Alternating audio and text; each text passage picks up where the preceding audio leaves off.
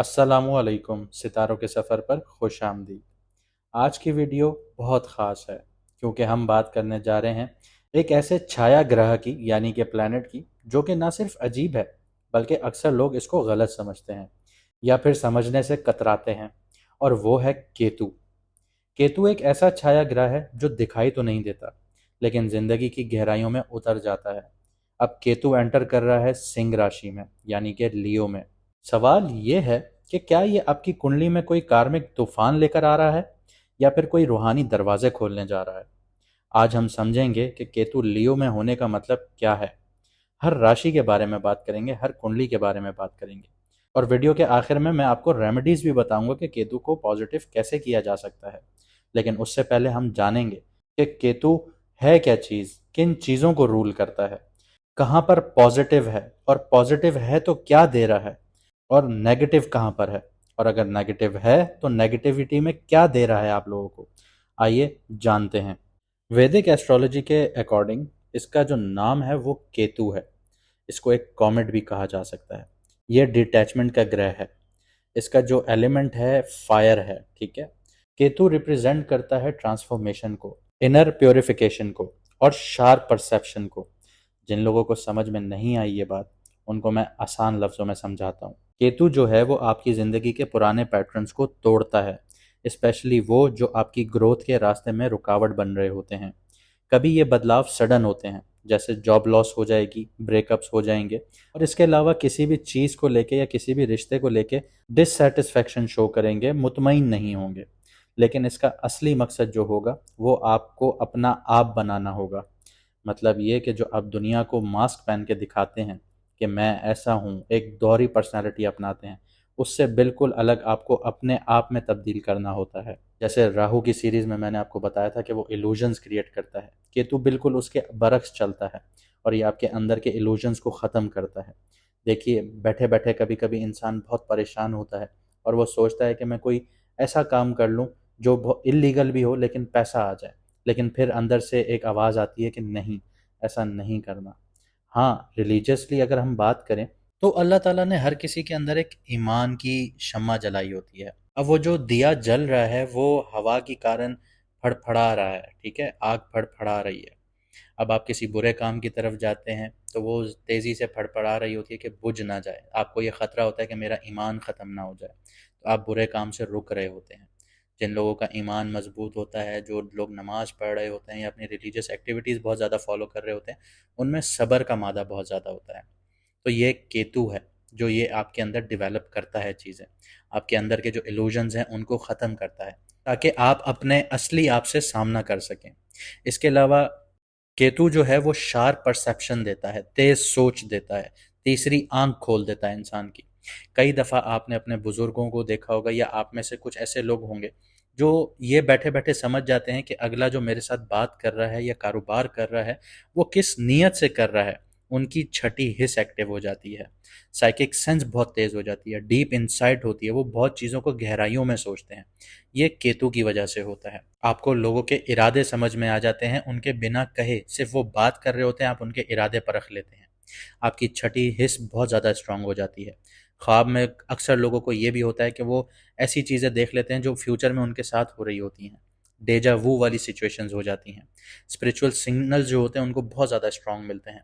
ये चीज़ें केतु दे रहा होता है। केतु की वैसे तो कोई फिजिकल फॉर्म नहीं है, लेकिन ज्योतिष शास्त्र में या फिर वैदिक एस्ट्रोलॉजी में इसको धड़ कहा जाता है। जैसे राहु जो माइंड कहा जाता है, दिमाग कहा जाता है, मुंह कहा जाता है, इसको धड़ कहा जाता है। शरीर है बिना मुंह के। केतु को जो शर्फ होता है वो स्कॉर्पियो में यानी कि वृश्चिक राशि में या धनु राशि में होता है, और ये जो नीच का होता है ये वृषभ राशि या फिर जेमिनी में भी हो सकता है।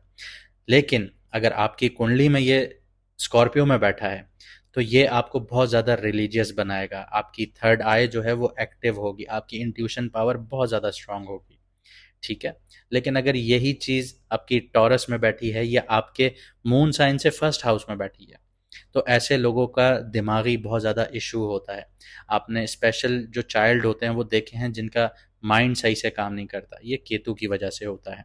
अब मैं आपको बताता हूँ कि केतु किन किन चीज़ों से जुड़ा हुआ है, किन किन चीज़ों को रिप्रेजेंट करता है। केतु डिटैचमेंट को रिप्रेजेंट करता है, इंट्रोस्पेक्शन को रिप्रेजेंट करता है, स्पिरिचुअल इंसाइट को रिप्रेजेंट करता है, साइकिक एबिलिटीज दिखाता है, सेक्रेसी दिखाता है और सेल्फ सेक्रीफाइस दिखाता है। आपने बेशतर और अक्सर लोग ऐसे देखे होंगे जो अपनी कुर्बानी दे देते हैं किसी की ज़िंदगी बनाने के चक्कर में। इसकी बहुत बड़ी मिसाल मैं अगर आपको दूं तो आप अपने फादर को देख लीजिए कि कैसे वो 9 to 5 जॉब कर रहे हैं, दिन रात एक कर रहे हैं कि मेरे बच्चे पढ़ जाएं। उनकी अपनी अयाशी या उनकी अपनी खुशियाँ या उनकी अपनी कोई चीज़ लेने की ख्वाहिश सब मार देते हैं वो। क्यों? कि हमारे बच्चे पढ़ जाएं, हमारे बच्चों का मुस्तकबिल अच्छा बन जाए। तो ये सेल्फ सेक्रीफाइस होता है। इसके अलावा जिसका केतु अच्छा बैठा हुआ है उसके लिए जो फील्ड्स हैं वो स्पिरिचुअलिटी की है, एस्ट्रोलॉजी की है, मेटाफिजिक्स की है, मेडिसिन्स की है, साइकोलॉजी की है, हीलिंग की है, ऑकल्ट्स की हैं या रिसर्च की हैं। इसके अलावा केतु अगर हेल्थ वाइज देखा जाए तो ये आपकी रीढ़ की हड्डी, आपके नर्वस सिस्टम, क्योंकि देखें जैसे मैंने आपको कहा कि फर्स्ट हाउस में बैठा है तो दिमागी लिहाज से इंसान का दिमाग प्रॉपर वे में काम नहीं करता या प्रॉपर वे में ग्रो नहीं करता। इसके अलावा जॉइंट्स, फीट्स या फिर ऐसी बीमारियां जिनके आप लाखों रुपए के टेस्ट करवा लें वो टेस्ट में नहीं आती सामने, लेकिन फिर भी आपको दर्द उठ रहा होता है, वो चीज़ आपको नेगेटिव शो हो रही होती है आपकी रिपोर्ट्स में। फिर डॉक्टर आपको उल्टे सीधे तजुर्बात आपके ऊपर कर रहे होते हैं। तो ये केतु होता है जिसकी वजह से अननोन डिजीजेस आपके अंदर पैदा होती हैं, लेकिन उसका आप इजीली उसको डिटेक्ट नहीं कर सकते। इसके अलावा केतु आपकी पास्ट लाइफ कनेक्शंस को भी दिखाता है।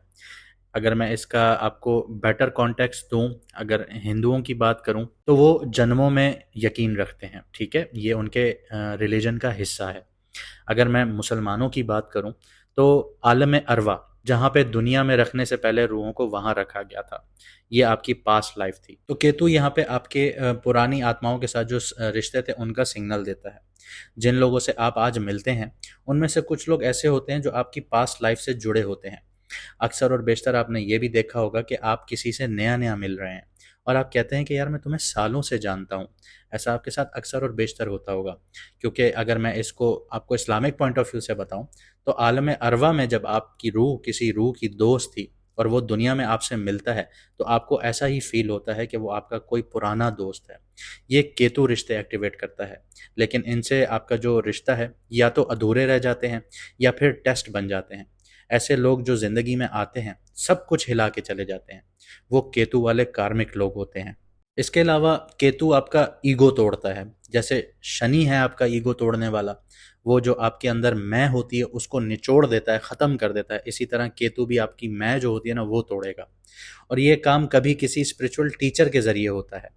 इसका ये बहुत हार्श नहीं लेके जाता आपको जैसे शनि लेके जाता है। शनि तो आपको ज़िंदगी में ऐसे ऐसे धक्के खिलवाता है कि आपने सोचे भी नहीं होते। साढ़े साथी शनि से जुड़ी हुई है, केतु से नहीं। केतु किसी जो टीचर होता है ना, रूहानी टीचर, इस्लामिक टीचर हो गया आपका या फिर स्पिरिचुअल टीचर हो गया, तो वो आपको प्यार मोहब्बत से समझाएगा कि ऐसा बेटा ऐसे नहीं करें, इतना ईगो अच्छा नहीं है, आप थोड़ा अपने अंदर ठहराव पैदा करें, सब्र पैदा करें। या फिर कभी कभी इंसान ऐसी सिचुएशंस में आ जाता है कि उसको अपना ईगो छोड़ना पड़ता है। तो इस तरह दो तरीकों से केतु आपका जो ईगो है उसको ख़त्म करता है।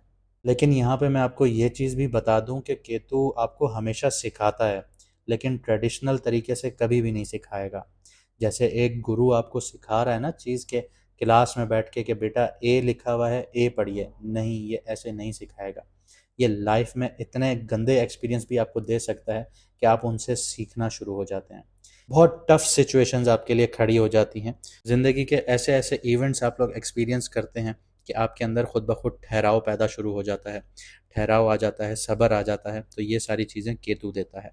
इसके अलावा अगर मैं आपको बात करूं एब्सेंट फादर की, तो केतु वो प्लैनेट है जो आपको फिजिकली या मेंटली या इमोशनली अपने बाप के साथ, अपने फादर के साथ दूर कर देता है। इसी की तरह केतु जब भी आपके सेकंड हाउस या फोर्थ हाउस में होगा तो आपकी जो फैमिली का जो एक स्ट्रक्चर है, पैराडिम है, वो टूटी फूटी एक शक्ल में होगा। कहने का मकसद ये है कि आपका आपकी फैमिली के साथ जो कनेक्शन है वो या तो कोल्ड होगा या फिर रूटलेस होगा। इसी के साथ साथ Ketu second four eighth house में है, तो केतु खानदानी प्रॉपर्टी को भी शो करता है। अगर आपकी खानदानी प्रॉपर्टी है या एंसेस्ट्रल एसेट्स हैं तो आपको उनसे छुपी हुई कोई बातें सामने नजर आएंगी। कि कभी कभी किसी के पास इस तरह भी हो जाता है कि आपके बाप दादा ने विल बनाई थी, वो विल में आपका नाम था ही नहीं, लेकिन आप सारी ज़िंदगी ये समझते रहे कि मुझे ख़ानदानी प्रॉपर्टी मिलने वाली है। तो इस तरह की छुपी हुई बातें भी सामने आ जाती हैं, डिस्प्यूट्स भी आ जाते हैं प्रॉपर्टी के ऊपर। कभी कभी लीगल या स्पिरिचुअल रीजंस की वजह से वो प्रॉपर्टी आपके हाथ से चली जाती है। इसके अलावा केतु यहाँ एक डिटैचमेंट क्रिएट कर रहा होता है, जैसे किसी चीज़ के होने के बावजूद उसका फ़ायदा नहीं मिलता। आपके पास विरासत में करोड़ों रुपए की प्रॉपर्टी है, लेकिन आप उससे फ़ायदा ही नहीं उठा पा रहे, या फिर आपके नाम हुई लेकिन हाथ से निकल गई। आपके नाम होते ही आपके बच्चों के नाम चली गई, या आपकी बीवी के नाम चली गई, या आपकी माँ के नाम चली गई, या किसी और के नाम चली गई। इस तरह की भी सिचुएशंस केतु क्रिएट कर देता है। इसके अलावा केतु की जो बेसिक नेचर है ना, वो डिटैचमेंट की है। वो डिटैचमेंट किससे है? मटेरियलिस्टिक चीज़ों से है, दुनिया की मोह माया से है। और केतु जब भी आपके सेकंड, 11th या 6th हाउस में है, तो ऐसे इंसान को मटेरियलिस्टिक जो चीज़ें होती हैं ना, उनकी लालच नहीं होती, या फिर उसे पैसा मिलता भी है तो उसका इंटरेस्ट लूज हो जाता है। आपके साथ अक्सर और बेशतर ऐसे लोग होंगे जिनका पैसों से रिलेटेड कोई इंटरेस्ट ही नहीं होगा।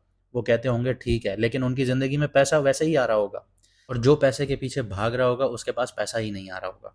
ये सिचुएशंस केतु क्रिएट करता है। केतु कहता है तुम मुझे डिटैचमेंट दो, तुम्हें सब कुछ मिल जाएगा, क्योंकि ये अल्लाह का बनाया हुआ निज़ाम है। वो आपसे यही चाहता है कि दुनिया में मोह माया से हट जाइए, आपको सब मिल जाएगा। आप उसके पीछे आइए, उसकी इबादत कीजिए। तो ऊपर वाले का निज़ाम आपको इसी तरह सपोर्ट करेगा। इसके अलावा केतु की जो अच्छी बात है वो ये है कि वो इंसान को ऐसा बना देता है कि वो स्पिरिचुअल डोनेशंस बहुत ज़्यादा करता है। जैसे मस्जिद में चंदा देना या मंदिरों में चंदा देना। इस तरह जो लोग होते हैं ना, वो उनका केतु बहुत ज़्यादा एक्टिव हुआ हुआ होता है 9, 12 और 4th हाउस में। इसके अलावा जो मैंने बात की कि केतु जो है वो डिटैचमेंट दिखाता है, साथ ही साथ ऐसे लोग जो पैसों से डिटैच हो जाते हैं, इसके बिल्कुल बरक्स में अगर जाऊं, 8th हाउस में चला जाऊं, तो वो ट्रांसफॉर्मेशन का घर है, किसी चीज़ को ख़त्म करने का और शुरू करने का। 8th हाउस है, ठीक है। वहाँ पे अगर केतु है तो ये आपकी आइडेंटिटी को भी ख़त्म कर देगा और एक नया आदमी आपको बना देगा।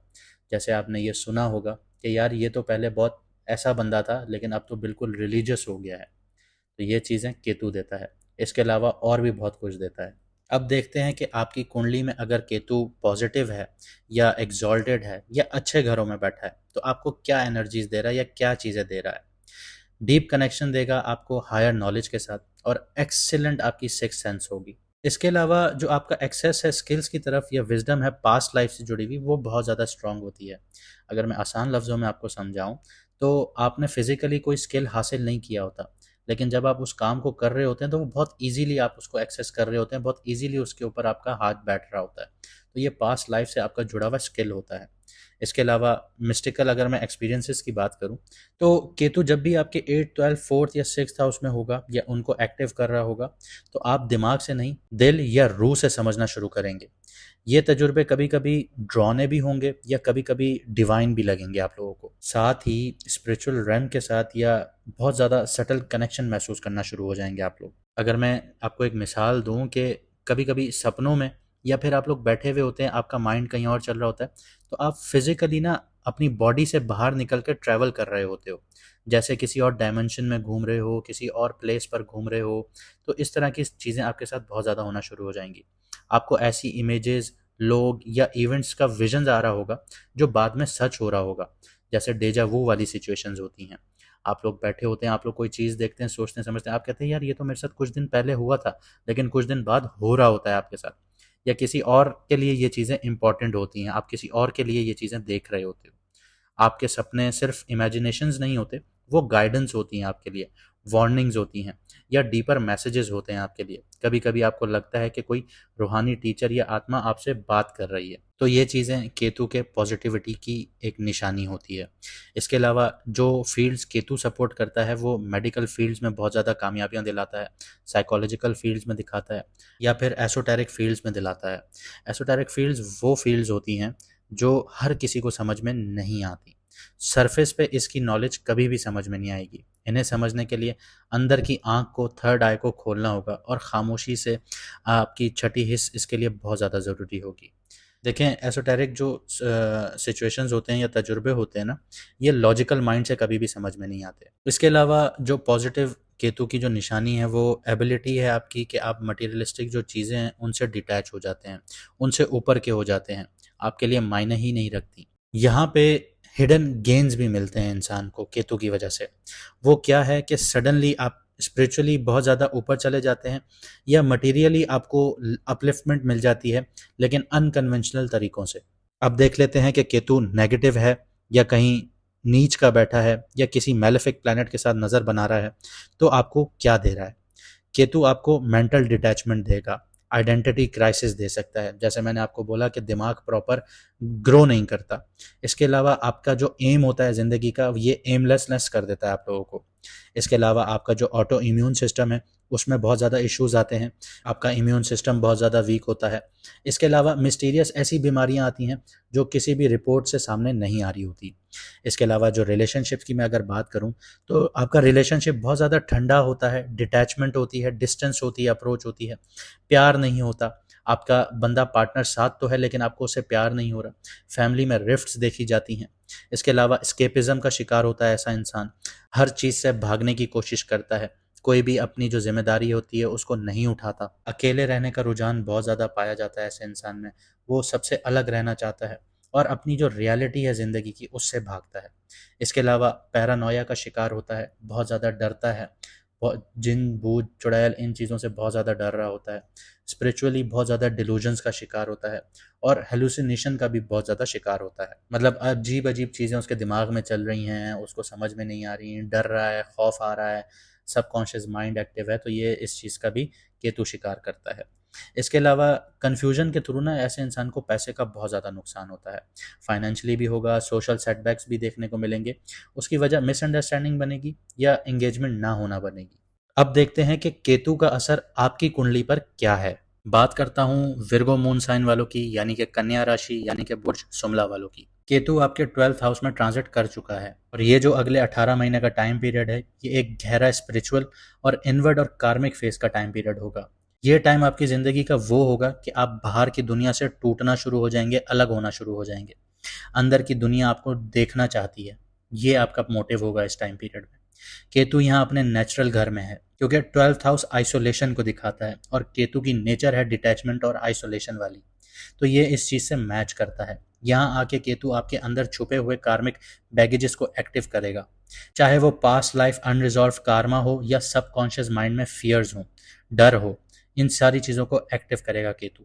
अगर जर्नली बात करूं तो इस टाइम पीरियड में लोग काफ़ी कंफ्यूज हो जाते हैं जैसे 12th हाउस में केतु होता है, क्योंकि लोग जो बाहरी दुनिया से होते हैं ना डिस्कनेक्ट हो जाते हैं, उनको क्लैरिटी नहीं मिलती, लेकिन अंदर से बहुत ज़्यादा स्ट्रांग होते हैं।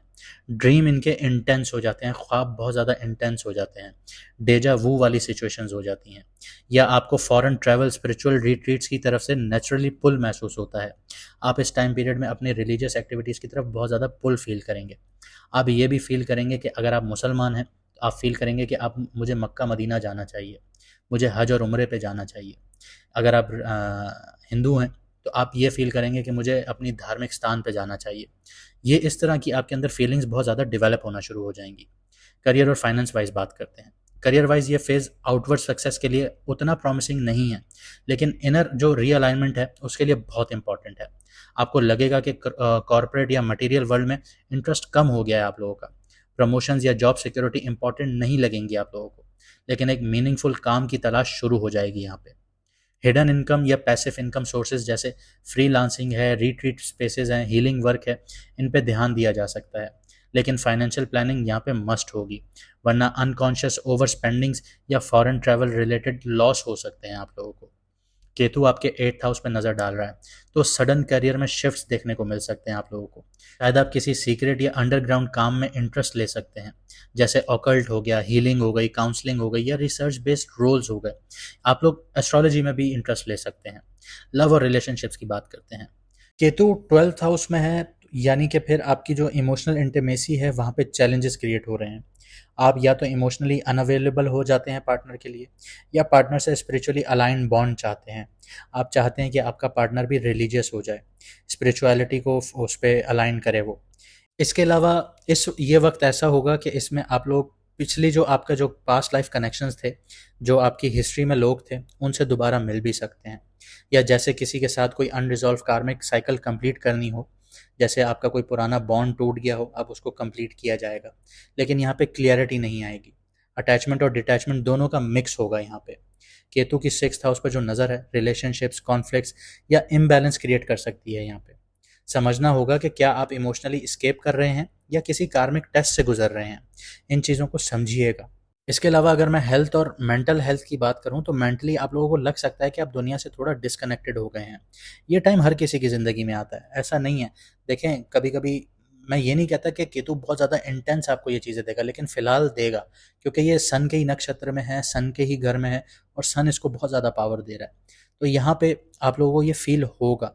लेकिन ये टाइम पीरियड है, एनजाइटी भी आप फील करेंगे, आपके सपने जो हैं वो बहुत ज़्यादा विविड्स हो जाएंगे।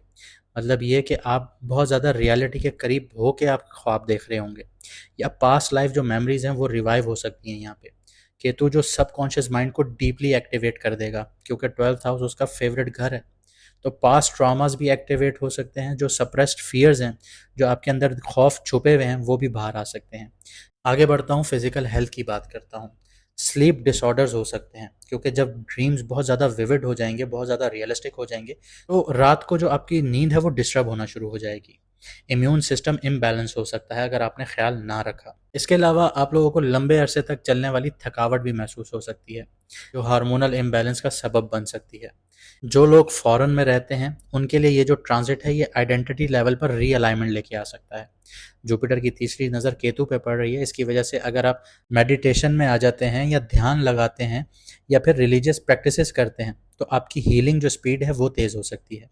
केतु जुपिटर को 11 नज़र से देख रहा है, तो स्पिरिचुअल गाइडेंस भी आप लोगों को मिलेगी गुरु के थ्रू, या फिर अंदर से विजडम एक्सेसिबल बन सकती है आप लोगों के लिए। बस ट्रस्ट होना बहुत ज़रूरी है आप लोगों का। स्टूडेंट्स की बात करते हैं। जो स्टूडेंट ट्रेडिशनल या मटेरियल सब्जेक्ट्स पर पढ़ रहे हैं उनको कंसंट्रेशन में मुश्किल हो सकती है। केतु 12th हाउस में है, तो माइंड प्रैक्टिकल चीज़ों से नहीं बल्कि इंट्यूटिव या इमेजिनेटिव चीज़ों से इंटरेस्ट लेगा। अगर आप साइकोलॉजी, मेटाफिजिक्स, स्पिरिचुअलिटी या फॉरेन लैंग्वेजेस में हैं, तो इस वक्त सोल लेवल इंसाइट्स आप लोगों को मिल सकती हैं। हिडन चीज़ों को समझने की डीप क्रेविंग हो सकती है आप लोगों के अंदर। बस एक यहाँ पे मुश्किल है, डिसिप्लिन और फोकस का लैक हो सकता है। तो रूटीन बना के काम करना बहुत ज़रूरी होगा। अब देख लेते हैं अगले 18 महीनों में चैलेंजेस और शेडो एरियाज कौन से हैं आप लोगों के लिए। यहाँ पे सेल्फ आइसोलेशन का बहुत ज़्यादा खतरा है, या अकेलापन महसूस कर सकते हैं आप लोग। ओवर स्पेंडिंग हो सकती है, खर्चे आप लोगों के बहुत ज़्यादा बढ़ सकते हैं और फाइनेंशियल लीकेजेस हो सकते हैं। आपका पैसा अगर एक स्ट्रीम में आ रहा है तो आप ये समझ लीजिए कि आपका पैसा एक पाइप में से आ रहा है और उस पाइप में से किसी ने सुराख कर दिया, वो अपनी तरफ भी लेके जा रहा है। तो इस तरह के भी खतरे हो सकते हैं। स्केपिज्म के भी चांसेस हैं यहाँ पे, जैसे आप लोग सारा दिन बैठ के टीवी देखते रहें, सोशल मीडिया, या सोते रहें, या किसी एडिक्शन में पड़ जाएं, ताकि आप दुनिया से जो आउटर वर्ल्ड है उससे आप डिस्कनेक्ट हो जाएं, आप अपनी दुनिया में खो जाएं। इस तरह की भी चीज़ें हो सकती हैं। इमोशनली नमनेस फील कर सकते हैं या डिटैचमेंट फील कर सकते हैं। यहाँ पे हेल्थ इश्यूज भी हैं, जैसे कि आप नींद आपकी प्रॉपर नहीं हो रही, या फिर स्ट्रेस बहुत ज़्यादा है। स्ट्रेस बहुत ज़्यादा है, आपका सबकॉन्शियस माइंड चल रहा है, फियर्स एक्टिव हुए हुए हैं, तो नींद आपकी ऑटोमेटिकली डिस्टर्ब हो जाएगी। कन्फ्यूजन रहेगी यहाँ पे आपको बिटवीन लेटिंग गो या रनिंग अवे। इन चीज़ों के बीच में आपको बहुत ज़्यादा कन्फ्यूजन रहेगी, क्या मैं उसको जाने दूँ या मैं खुद कहीं भाग जाऊँ। इस तरह की चीज़ें आपको फेस करनी पड़ेंगी। साथ ही साथ जब आपकी नींद डिस्टर्ब होगी या आपका सबकॉन्शियस माइंड बहुत ज़्यादा एक्टिव होगा, आप किसी भी सब्सटेंस के एडिक्ट हो सकते हैं। तो इस चीज़ को आपने देखना होगा कि आपने चलना कैसे है। अपने आप को मसरूफ़ रखिए, भले आपके दिमाग में 100 चीज़ें चल रही हैं। मसरूफ़ रखेंगे तो ही दिमाग में जो डर है या सबकॉन्शियस माइंड एक्टिव है, वो चीज़ें नहीं होंगी आपके साथ। केतु आपके 4th हाउस को देख रहा है, जो माँ का घर है, आपकी इमोशनल फाउंडेशन का घर है। यहाँ पे आपको रेस्टलेसनेस क्रिएट हो सकती है। 6th हाउस में नज़र होने की वजह से जो खुफिया दुश्मन हैं या सबकॉन्शियस डर हैं, उनसे डील करना पड़ सकता है। 8th हाउस में नज़र आपको ट्रांसफॉर्मेशन के लिए रेडी कर रही है, लेकिन यहाँ पे डिस्कम्फर्ट भी आएगा। यहाँ पे केतु जो आपको बहुत इंपॉर्टेंट मैसेज दे रहा है वो ये दे रहा है कि सब कुछ कंट्रोल करना छोड़ दीजिए। वो आपके हाथ में नहीं है और कभी था भी नहीं, क्योंकि केतु का 12th हाउस में होना विर्गो जैसे प्रैक्टिकल साइन को सरेंडर करना सिखाता है। आप जो लॉजिक, परफेक्शन और एनालिसिस पर जीते थे, उससे आगे निकलना होगा। ये समय है डिवाइन ट्रस्ट का और अंदर से सरेंडर करने का। अगर आपकी कुंडली या आपके जायचे में केतु वीक है या फिर आप उसको पॉजिटिव बनाना चाहते हैं या उसकी नेगेटिविटी कम करना चाहते हैं, या पहले से ही पॉजिटिव है आप उसको और पॉजिटिव करना चाहते हैं, तो हर वेडनेसडे वाले दिन काली रंग की गाय की खिदमत कीजिए, उसको खाना खिलाइए। 2 रंग के कुत्ते को खाना खिलाइए। परिंदों को दाना डालिए, स्पेशली कौवों को। इसके अलावा जो बहुत इम्पोर्टेंट चीज़ है ना, माज़ूर शख्स या डिसेबल इंसान की खिदमत कीजिए। ऐसे लोगों का मजाक कभी भी मत उड़ाइए। देखिए, ये इस्लामिक पॉइंट ऑफ व्यू से भी एक चीज़ बहुत वैलिड है कि आप किसी के माजूरी का मजाक उड़ाते हैं तो ऊपर वाला आपके लिए भी वैसे ही सिचुएशंस क्रिएट कर देता है। आपको ऐसे मजाक नहीं बनाने चाहिए किसी भी माजूर का। वैसे अगर मैं वैदिक एस्ट्रोलॉजी की बात करूं तो केतु फेसलेस है, उसकी शक्ल नहीं है, तो वो भी यही चाहता है कि आप लोग माजूर की खिदमत करें, माजूरों को खाना खिलाइए। उनको अगर आप अडॉप्ट कर सकते हैं अडॉप्ट कर लें, अगर आप अडॉप्ट नहीं कर सकते तो ऐसे सेंटर्स में जाएं जहाँ पे वो होते हैं, उनकी खिदमत कीजिए, उनको कपड़े लेके दीजिए, उनको खुश कीजिए, उनका मजाक ना उड़ाइए। ये भी आप लोगों के लिए एक रेमेडी है केतु के लिए। इसके अलावा कंबल, छाता, काली उड़द दाल, गरम कपड़े, कस्तूरी या फिर लहसुन, इस इन चीज़ों का सदका या दान कीजिए। ये आपके लिए केतु के लिए फ़ायदेमंद होगी। उम्मीद करता हूँ आपने इस वीडियो से बहुत कुछ सीखा होगा और बहुत कुछ समझा होगा अगर आप यहाँ तक पहुँच चुके हैं। मानता हूँ ये वीडियो बहुत ज़्यादा लंबी हुई, लेकिन इसका मकसद सिर्फ इतना था कि आप समझ भी सकें और आपके साथ जो आने वाले हालात हैं कैसे बनेंगे उनको समझ सकें और आप सही कदम उठा सकें। इसके अलावा रेमेडीज़ कीजिए, अपने केतु को बेहतर बनाइए। मुझे दीजिए इजाज़त, मिलते हैं अगली वीडियो में सितारों के सफ़र पर।